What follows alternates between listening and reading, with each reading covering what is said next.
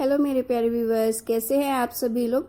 आशा करती हूँ आप सभी लोग अच्छे होंगे। कहानी के लिए मेरे चैनल को सब्सक्राइब कीजिए, कहानी को लाइक और शेयर ज़रूर कीजिएगा और कहानी कैसी लगी प्लीज़ कमेंट बॉक्स में ज़रूर बताइएगा।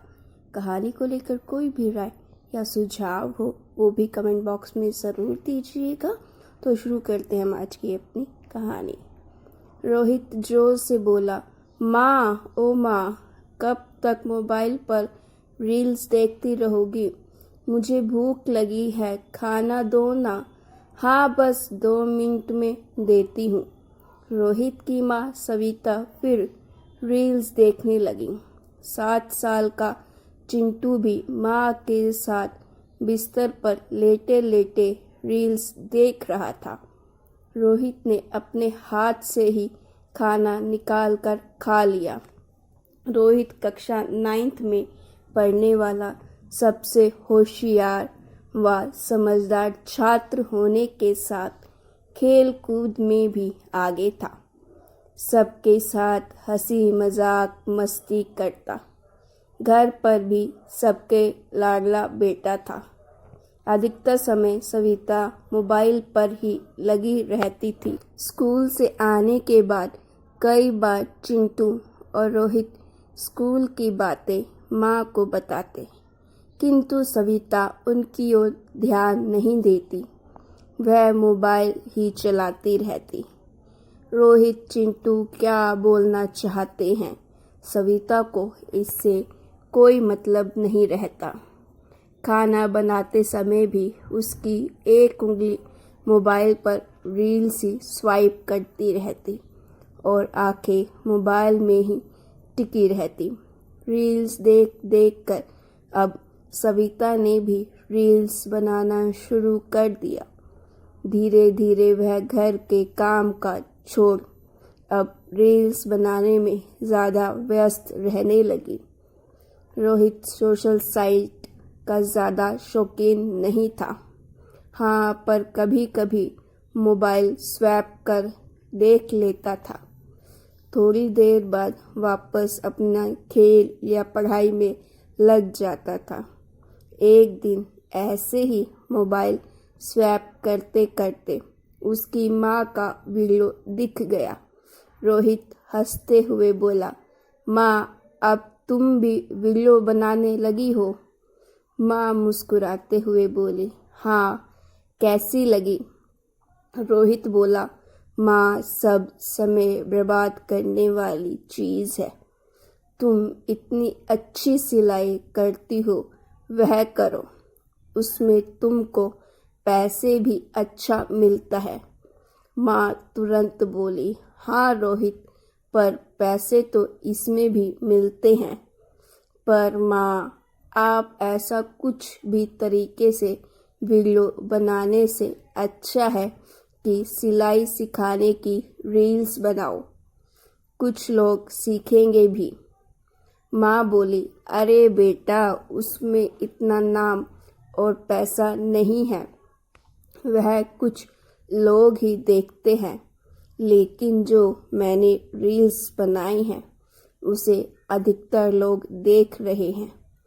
रोहित चुप रह गया। दूसरे कमरे में जाकर पढ़ाई करने बैठ गया। सविता अधिकतर समय बंद कमरे में रील्स बनाती रही और चिंटू बाहर कहीं भी खेलता घूमता रहता। रोहित शाम में स्कूल से आ रहा था। तभी रास्ते में चिंटू दोस्तों के साथ धूल मिट्टी में खेलता दिख गया। रोहित ने उसे डांटा और हाथ पकड़कर घर ले आया, किंतु घर का दरवाज़ा अंदर से बंद था। रोहित ने कई बार आवाज़ लगाई, माँ माँ दरवाज़ा खोलो। माँ दरवाज़ा खोलते हुए गुस्से में बोली, क्यों चिल्ला रहा है, पता है ना मैं रील्स बना रही हूँ। उसने चिंटू को देखा भी नहीं। रोहित छोटा सा मुंह बनाए अपने कमरे में स्कूल की यूनिफॉर्म बदलने लगा। साथ ही चिंटू के कपड़े भी बदले। चिंटू बोला, भैया भूख लगी है। हाँ चिंटू, मुझे भी, पर माँ तो रील बना रही है, अभी बोलेंगे तो डांट लगाएगी। रोहित ने किचन प्लेटफॉर्म पर रखे डब्बों को खोलकर देखा तो एक डब्बे में मूंगफली के दाने रखे थे।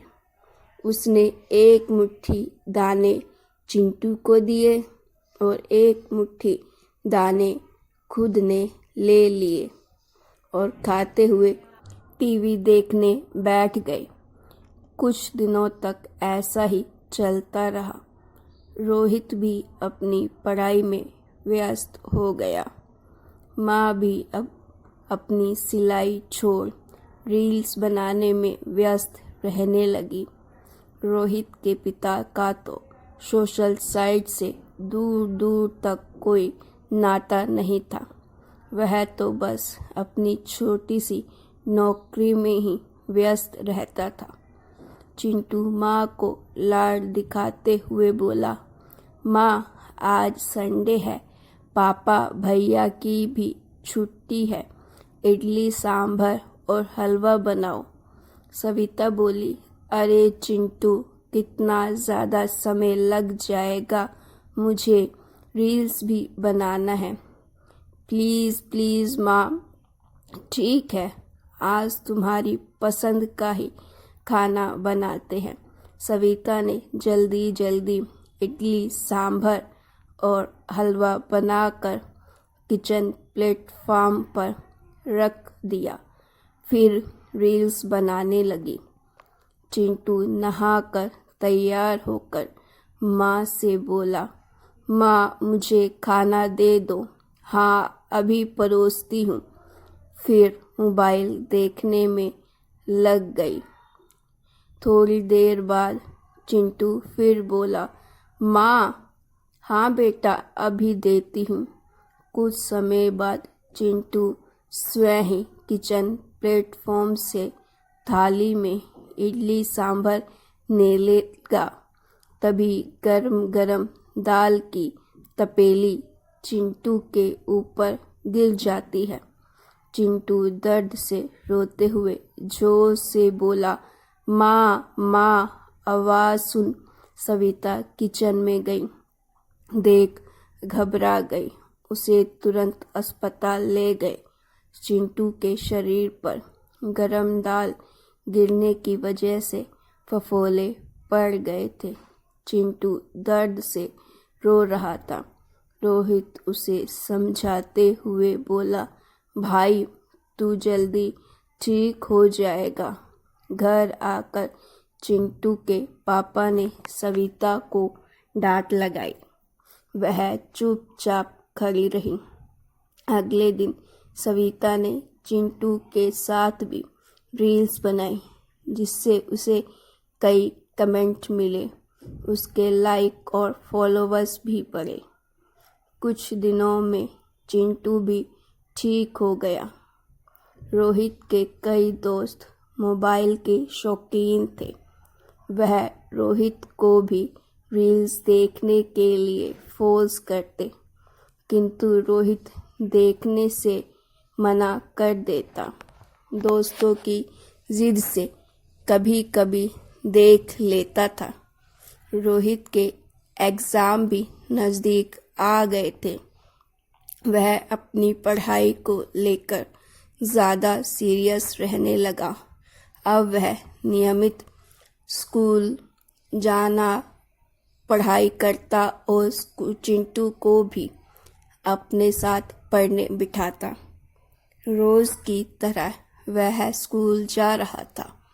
तभी रास्ते में कुछ लोग उसे देख हंसते हुए बोले, देख इसके घर ही सेक्सी बॉम्ब है। वह कुछ भी ना समझा।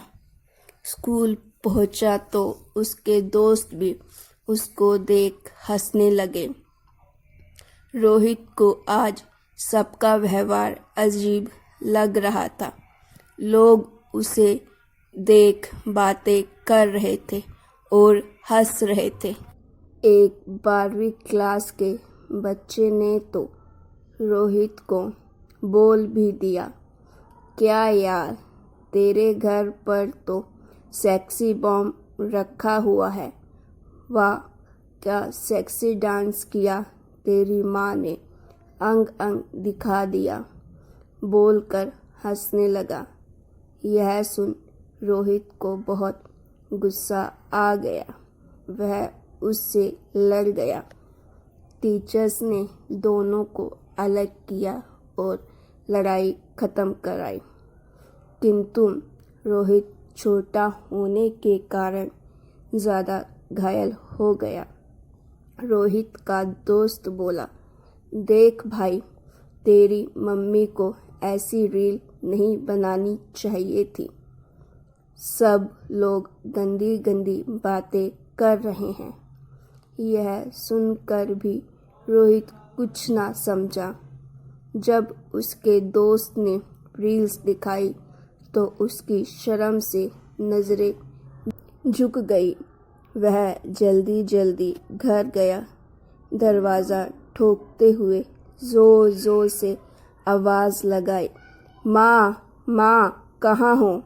सविता ने दरवाज़ा खोला और हंसते हुए बोली, देख कितने लाइक्स फॉलोवर्स हो गए मेरी रील्स पर। रोहित गुस्से में बोला, माँ, इतनी गंदी रील्स बनाते हुए शर्म नहीं आई तुम्हें? क्यों, क्या हुआ? ऐसा क्यों बोल रहा है? सब लोग कैसी कैसी गंदी बातें कर रहे हैं। मुझे क्या करना किसी से? माँ, तुमको कुछ नहीं करना, पर लड़के मुझे भी गंदी गंदी बातें बोल रहे हैं।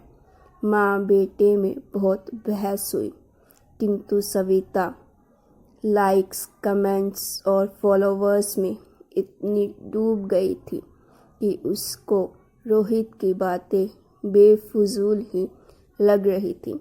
रोहित रोते रोते बोला जा रहा था, माँ, तुम कितनी बदल गई हो। पहले कितनी अच्छी थी, अब कैसी हो गई हो। रोते रोते रोहित ने खुद को कमरे में बंद कर लिया। वह कमरे के कोने में बैठे बैठे रोए जा रहा था। रोहित का दिमाग में लोगों के कहे शब्द गूंज रहे थे। कल स्कूल जाऊंगा, फिर वही गंदे गंदे शब्द लोग बोलेंगे और हंसेंगे। रोते हुए पंखे की ओर देखते हुए बोला, मैं माँ के लिए गंदे शब्द नहीं सुन सकता। पंखे के नीचे बिछा पलंग के ऊपर स्टूल रख वह चादर डाल ही रहा था कि खिड़की से उसके पापा ने देख लिया।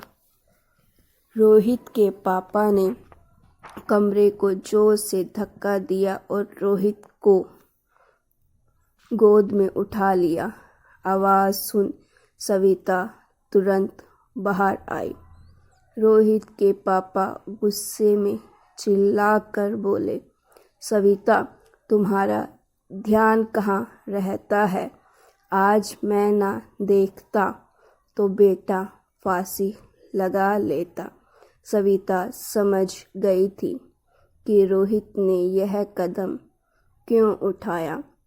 सविता रोहित को गले लगा लेती और रो रो कर माफ़ी मांगती।